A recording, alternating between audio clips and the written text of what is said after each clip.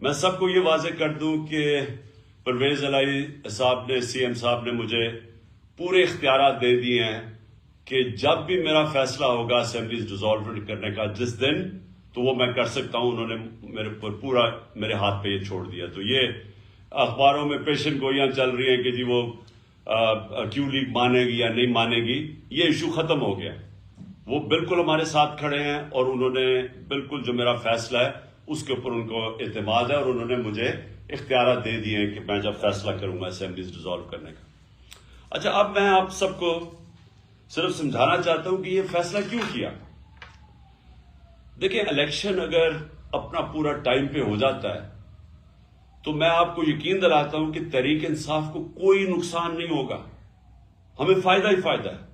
اگر یہ اگست میں سپٹمبر میں الیکشن چلا جاتا ہے تو ہماری پارٹی کی تو مقبولیت بڑھتی جا رہی ہے. جس طرح کی یہ گورننس ہو رہی ہے, جس طرح معاشی حالات تباہ ہو رہے ہیں, اور میں ابھی اس کے اوپر آنے لگا ہوں, جس طرح یہ پبلک کے سامنے ایکسپوز ہو گئے ہیں تو ان کا تو اب کوئی چانس ہی نہیں ہے. ان کے پاس تو کوئی طریقہ ہی نہیں ہے کہ اپنے آپ کو اٹھانے کا. تو وہ تو اور پبلک کے اندر بھی ریفلیکٹ ہو گیا کہ ایک عوام کدھر کھڑی ہوئی ہے. تو ہمیں تو کوئی نقصان نہیں ہے. یہ جتنی دیر چلتے جاتے ہیں ساری دنیا کو پتہ چل گیا کہ وہ پنجاب سپیڈ کیا چیز تھی. وہ سارا جو یہ لوگوں کو میڈیا کے ذریعے اشتہاروں کے ذریعے یہ امپریشن دیا ہوا تھا کہ یہ کوئی بڑے سمجھدار لوگ ہیں, وہ تو عوام کے سامنے ایکسپوز ہو گئے ہیں. لیکن مسئلہ اس وقت پاکستان کا ہے. سب سے پہلے مسئلہ ہے کہ پاکستان جدھر یہ پاکستان کو لے کے جا رہے ہیں, ہر پاکستانی کو فکر ہونی چاہیے جس پاکستانی کا جینا مرنا پاکستان میں ہے, جس نے ملک سے باہر نہیں بھاگ جانا, جس نے بڑے بڑے لندن میں اپارٹمنٹس نہیں لیے ہوئے اور بڑے بڑے گھر نہیں لیے ہوئے یہاں سے منی لانڈرنگ کر کے, جن کے باہر بینک اکاؤنٹس نہیں ہیں, جنہوں نے یہاں سے باہر ریل اسٹیٹ میں پیسہ انویسٹ کیا ہوا ہے باہر کے ملکوں میں. ان کے علاوہ جو پاکستانیوں نے یہاں رہنا اور بننا ہے ان کے لیے تو یہ وہ حالات کریٹ کر رہے ہیں کہ یہ جب جائیں گے تو خدا نہ خواستہ یہاں تو حالات وہ ہو جائیں گی جو بھی گورنمنٹ آئے گی وہ سنبھال نہیں سکے گی. میں آپ کو صرف اکانومی کے اوپر موٹی موٹی بات کرتا ہوں. پہلی چیز یہ ہے کہ ہمارا مسئلہ یہ ہے کہ انہوں نے جو 4 گنا زیادہ پاکستان کے قرضے بڑھائے تھے 2008 اور 2018 کے بیچ میں, یہ جو چھوڑ کے گئے تھے 4 گنا زیادہ 10 سال میں قرضے بڑھے تھے. یہ سمجھ جائیں کہ 60 سالوں کے اندر پاکستان کا 6,000 ارب روپے ٹوٹل قرضہ تھا اور 2008 میں, اور 2018 کے اندر وہ پہنچ گیا تھا 30,000 ارب روپیہ, 30 ٹریلین روپیہ. تو 4 گنا ہمارا قرضہ بڑھا, اور جب قرضہ بڑھا تو اس کے اوپر اب ہمیں سود دینا پڑتا ہے. تو پاکستان کا اب حالات یہ ہیں کہ اگر ہماری معیشت بڑھتی نہیں ہے تیزی سے, جس کو اکنامک گروتھ کہتے ہیں, اگر اس ملک کی اکانومی بڑھتی نہیں ہے اور اگر وہ اکانومی سکڑنا شروع ہوتی ہے تو وہ قرضے تو بڑھتے جا رہے ہیں. تو ہم نے قرضہ واپس کیسے کرنا ہے؟ یہ ایسی ہے کہ گھر کے اوپر اگر قرضہ چڑھا ہو, اب وہ گھر کیسے وہ قرضہ واپس کرے گا؟ آمدنی بڑھائے گا. آمدنی بڑھائے گا تو وہ قرضے واپس کرے گا. اگر گھر کی آمدنی گرنی شروع ہو جائے تو قرضے تو وہی کہ وہاں سود لگتا جائے گا, قرضے بڑھتے جائیں گے. پاکستان کا مسئلہ یہ ہے کہ ہمارے اوپر جو قرضے چڑھے ہوئے ہیں ہم نے قرضے کی قسطیں ادا کرنی ہے, اور اگر ہماری آمدنی نہیں بڑھتی تو وہ قسط میں ہماری کیپیسٹی آمدنی قسط واپس کرنے کے لیے وہ کم ہوتی جائیں گی. تو نمبر 1 مسئلہ اب اس وقت ملک کا کیا آ رہا ہے کہ جو ہم نے اپنے دور میں ریکارڈ ایکسپورٹس بڑھائی تھی, ریکارڈ ریمیٹنسز تھی, آئی ٹی کو ہم تیزی سے اوپر لے کے جا رہے تھے جو کہ مستقبل ہے. ٹیکنالوجی تو مستقبل ہے نا دنیا کا, سب سے زیادہ پیسہ تو اب ٹیکنالوجی میں آتا ہے آئی ٹی کے اندر.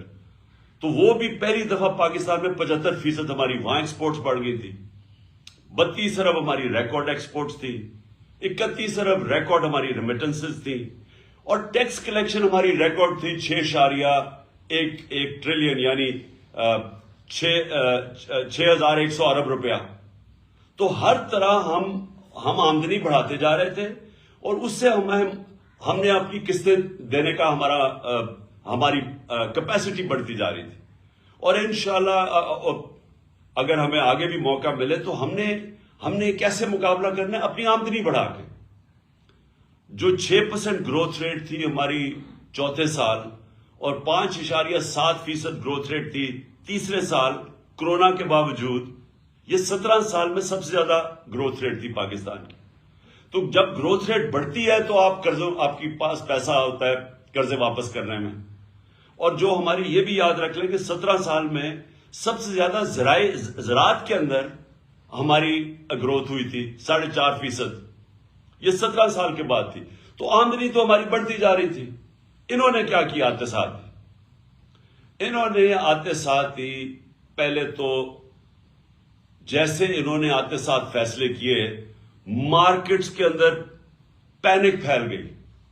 مارکیٹس نے وہ بڑی تیزی سے دیکھتی ہیں کہ ان کے پاس تو کوئی پلان ہی نہیں لے کے آئے، ان کے پاس تو کوئی پلان ہی نہیں ہے کہ پیسے واپس کیسے کرنے ہیں.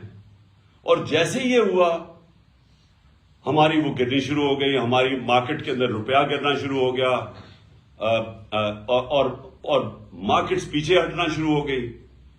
اور یہ میں نے پہلے 1 جون کو انٹرویو دیا تھا اس کو سمیع ابراہیم کو، جس میں نے کہا تھا کہ کیونکہ ان کے پاس اب پلان نہیں ہے، مجھے خطرہ یہ ہے کہ یہ ملک کو ادھر لے کے جا رہے ہیں کہ اگر اکانومی سکڑنی شروع ہو گئی تو ہم اپنے قرضے واپس نہیں کر سکیں گے. اور میں نے تب پریڈکٹ کیا تھا، یہ آپ سے تقریباً آپ سوچ لیں 6 مہینے پہلے، کہ یہ جس طرح جا رہے ہیں یہ ملک کو ڈیفالٹ کی طرف لے کے جا رہے ہیں. اور ڈیفالٹ کا آپ اندازہ نہیں لگا سکتے کہ خدا نہ خواستہ ہم ڈیفالٹ کر جائیں تو ملک ادھر پیچھے چلا جائے گا. اور اگر کسی نے بیل آؤٹ بھی کرنا ہوا تو پاکستان کا جو سیکیورٹی ہے، نیشنل سیکیورٹی، وہ خطرے میں چلی جائے گی. تو بڑا انہوں نے شور مچایا کہ جی دیکھیں عمران خان کو غدار مجھے کہہ دیا اور اسمبلیوں میں بڑا شور مچایا. تو آج ساری دنیا کہہ رہی ہے کہ ہم ڈیفالٹ کی طرف جا رہے ہیں. انہوں نے 7 مہینے کے اندر ملک سے جو کیا ہے وہ دشمن بھی نہ کرے. سب سے پہلے تو جو کیپیسٹی تھی پیسے واپس قرضے واپس کرنے کی وہ گرنی شروع ہو گئی، ایکسپورٹس گرنی شروع ہو گئی، ریمیٹنسز تھی وہ گرنی شروع ہو گئی. انہوں نے جب ڈالر کو روکا، اس کی جو اصل ویلیو ہے، تو جو ڈفرنس تھا ڈالر میں اور مارکیٹ ریٹ میں، جو آفیشل ریٹ اور مارکیٹ ریٹ میں جتنا وہ بڑا، ریمیٹنسز گرنی شروع ہو گئی. اوورسیز پاکستانیز کا اعتماد اٹھ گیا. اور اس کے بعد آج یہ حالات ہے کہ انٹرنیشنل مارکیٹس کا اعتماد اٹھ گیا. جو سی ڈی ایس ایک ہوتا ہے کہ پاکستان کی کیپیسٹی قرضے واپس کرنے کی، یہ جو سی ڈی ایس یہ ہمارے دور میں 5% تھا کہ خطرہ ہے کہ پاکستان قرضے واپس نہیں کر سکتا، وہ 5% تھا. آج 100% سے اوپر چلا گیا. کہ مطلب یہ کہ باہر کی دنیا اب سمجھتی ہے کہ پاکستان قرضے واپس نہیں کر سکتا، ڈیفالٹ کی طرف جا رہا ہے. اور دوسری طرف 88% پاکستان کی بزنسز یا انویسٹرز نے کہا ہے کہ ان کو اس حکومت پہ اعتماد نہیں ہے. تو نہ اندر اعتماد ہے، نہ باہر کے ملکوں کو اعتماد ہے. اور ان کے پاس اب روڈ میپ کیا ہے کہ اب ان کے پاس کیا طریقہ ہے کہ ملک کو ادھر سے نکالیں گے؟ کوئی روڈ میپ نہیں ہے. ان کے پاس آج جو اسحاق ڈار نے آ کے شروع میں کہا میں موڈیز کو بھی ٹھیک کر دوں گا تو آئی ایم ایف کو بھی ٹھیک کر دوں گا، آج وہ چپ کر کے بیٹھ گیا ہے. کیونکہ کوئی باہر سے لوگ ان پاکستان میں نہ انویسٹ کریں گے، نہ باہر کے کمرشل بینکس پاکستان کو قرضے دیں گے، کیونکہ پاکستان کا جو رسک ہے اب ڈیفالٹ کی وہ 100% سے بڑھ گئی ہے. اور دوسری طرف جب اندر بھی لوگ انویسٹنگ کریں گے تو ٹیکس کلیکشن اب گرنی شروع ہو گئی ہے، ان کی آمدنی کم شروع ہو گئی ہے. اور انڈسٹری، یہ یاد رکھیں کہ جو سب سے بڑا ہمارا کارنامہ تھا، ہمارا جو پاکستان کے اندر انڈسٹریل گروتھ تھی وہ 10.7% پہ تھی. یہ بھی کوئی 17-18 سال کے بعد سب سے زیادہ انڈسٹریل گروتھ ہو رہی تھی، جس سے نوکریاں مل رہی تھی. جس طرح فیصل آباد کے اندر ٹیکسٹائل انڈسٹری کو لیبر نہیں مل رہی تھی، مزدور نہیں مل رہے تھے. کیونکہ انڈسٹری گرو کر رہی تھی. آج وہ انڈسٹری آ گئی ہے 1% پہ. ہمارے دور میں 6% اکانومی گرو کر رہی تھی, آج آ گئی ہے وہ سمجھتا ہے کہ 1% سے بھی کم ہو گیا. اس کا مطلب بے روزگاری بھی بڑھتی جائے گی. اور اس کے اوپر جو زراعت ہے, جو کسان ہیں, آج کسان سڑکوں کے اوپر تھے. کیوں تھے؟ کیونکہ کسانوں کے اوپر جو چیزیں ہم نے جو ان کا فائدہ کروایا تھا, ہم نے جو کسانوں کو پیکج دیا تھا, جس سے ہم نے انشور کیا تھا کہ ان کے جو ان کو منافع ہو, ان کی آمدنی بڑھے. ہم نے جو شوگر ملز کو دبایا تھا کہ آپ نے صحیح ٹائم پہ کرشنگ کرنی ہے, پھر کسان کو صحیح ٹائم پہ پیسے دینے ہیں اور پورے پیسے دینے ہیں. تو اس کی وجہ سے جب کسان کی آمدنی بھی بڑھی اور اس کے بعد اس کے پاس جب پروفٹس ہوئے, اس نے اپنی زمین پہ لگایا. اس لیے ہمارے زراعت میں 4 بمپر کراپس ہوئی تھی, جو مین 2 سال جو مین ہماری جو ہماری کراپس ہیں. تو آج کسان اس لیے رو رہا ہے کہ ڈیزل کی قیمت کہاں سے کہاں چلی گئی. اور میں ڈیزل کا یہ بھی بتا دوں کہ ڈیزل اور پٹرول ہمارے دور میں 150 روپے کے اوپر 1 لیٹر تھا. اور یاد رکھیں انٹرنیشنل مارکیٹ کے اندر اس وقت تیل کی قیمت 105 سے 110 ڈالر تھی پر بیرل. آج وہ نیچے آ کے 80 پہ پہنچ گئی ہے, 80-81 پہ. اور آج ڈیزل پہنچ گیا ہے 235 پہ, پٹرول پہنچ گیا 240 پہ یا 44 ہے. روپیہ ہمارے دور پہ جب انہوں نے نو کانفیڈنس کیا تھا تو 178 کا ڈالر تھا. آج ان کی آفیشل ریٹ کو چھوڑے, مارکیٹ کے اندر 245-250 روپے پہ ڈالر نہیں مل رہا. تو ہوا کیا اس سے جو قیمتیں ہیں, جو ساری کاسٹ ہے, وہ اوپر چلی گئی ہیں. 50 سال میں سب سے زیادہ مہنگائی ہوئی ہے. مہنگائی کی وجہ سے اسٹریٹ کرائم بڑھ گئی ہے. آپ پوچھیں ہر جگہ گاڑی, موٹر سائیکل, گاڑی سنیچ کرنے کے لیے یہ ہر جگہ اسٹریٹ کرائم بڑھ گئی ہے, کیونکہ مہنگائی بھی بڑھ رہی ہے اور بے روزگاری بھی بڑھ گئی ہے. تو کہنے کا مقصد یہ ہے کہ ہمارے لیے تو کوئی نقصان نہیں ہو رہا, گالیاں تو ان کو پڑ رہی ہیں, لیکن ملک بیٹھتا جا رہا ہے. اور ہم اگر ابھی اپنے ملک کے لیے الیکشنز کی طرف نہیں جاتے تو پولیٹیکل سٹیبلٹی نہیں آنے لگی. جب تک پولیٹیکل سٹیبلٹی نہیں آئے گی, اکانومی سٹیبلائز نہیں کرے گی. اور ان کے پاس کوئی طریقہ نہیں ہے اکانومی کو سٹیبلائز کرنے کا, یا انویسٹمنٹ لانے کا, یا کوئی مدد کرے باہر سے.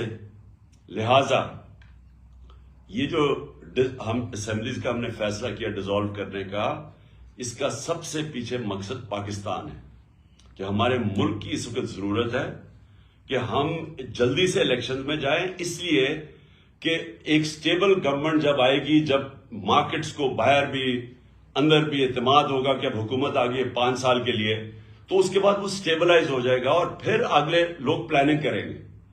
جو سرمایہ کار ہے, جو انویسٹر ہے, وہ یہ ہمیشہ سوچتا ہے کہ میں اگر اپنا پیسہ لگاؤں گا تو ملک میں 1 سال 2 سال 3 سال کے بعد کیا ہوگا, کیونکہ ایک دم تو اس کو نفع نہیں ملنا شروع ہوتا.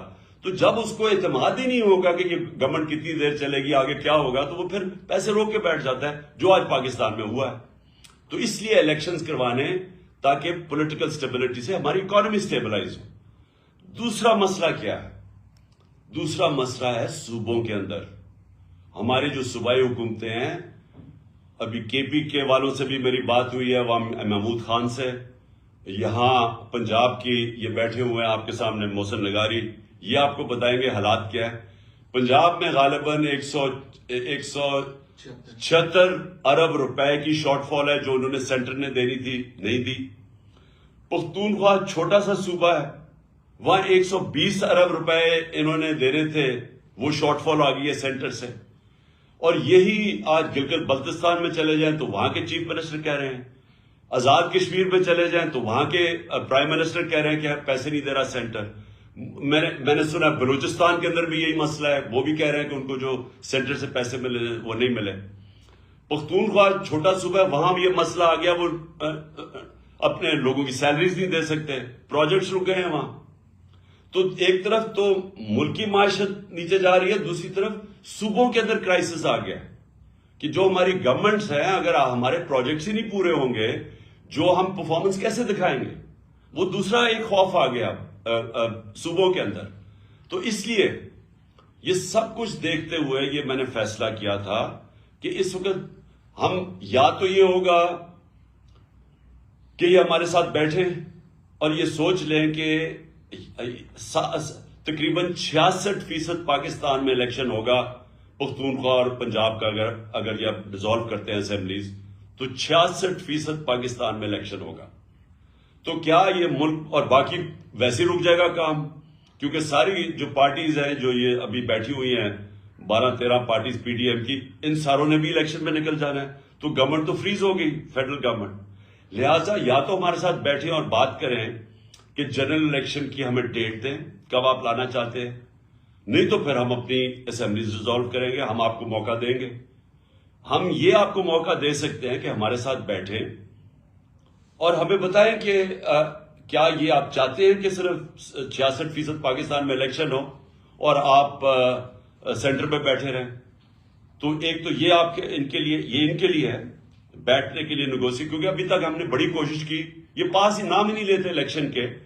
صرف ایک وجہ ہے کہ ان کو ڈر لگا ہوا ہے کہ جیسی الیکشن ہوگا انہوں نے پٹ جانا ہے. تو یہ ڈرے ہوئے الیکشن سے اور اس کے لیے ان کو کوئی فکر نہیں ہے ملک کی. ابھی تک جو ان کا روڈ میپ نظر آیا، میں یہ بھی آپ کے سامنے رکھ دوں، ان کا روڈ میپ کیا ہے. معیشت کے اندر تو تباہی کی طرف جا رہا ہے، تو ان کا تو کوئی ابھی تک نظر ہی نہیں آیا کہ یہ کیسے نکالیں گے ہمیں وہاں سے. لیکن جو نظر آ رہا ہے وہ یہ ہے کہ ہمارے اوپر کیسز کریں، کسی طرح عمران خان کو ڈسکوالیفائی کریں. وہ آصف زرداری نے تو غالباً کہہ ہی دیا ہے، مجھے ابھی بتایا گیا کہ اس نے تو کہا ہے کہ عمران خان کو ڈسکوالیفائی کریں یا جیل میں ڈالیں. تو یہ ان کا بس ایک پلان ہے کہ کسی طرح وہ ڈسکوالیفائی کریں، جیل میں ڈالیں، پی ٹی آئی کے لوگوں کے اوپر کیسز کریں، ہراساں کریں. اس کے علاوہ تو مجھے ابھی تک کوئی روڈ میپ نظر ہی. اور دوسرا اپنے کیسز ختم کریں. اپنے کیسز کے اوپر یہ جو 1100 ارب روپے کا ڈاکہ مارا گیا اس ملک کے اوپر، انہوں نے قانون چینج کر کے نیب کے اسمبلی میں بیٹھ کے انہوں نے ساروں نے اپنے کیسز ختم کروا رہے ہیں. تو ان کا تو یہ روڈ میپ ہے کہ اپنی چوری کی کیسز ختم کی جائیں اور کسی طرح ہمیں ڈسکوالیفائی کر کے راستے سے ہٹایا جائے، کیونکہ الیکشن ہی آپ لڑ نہیں سکتے. تو اس کے علاوہ تو ان کا کوئی روڈ میپ ہے ہی نہیں.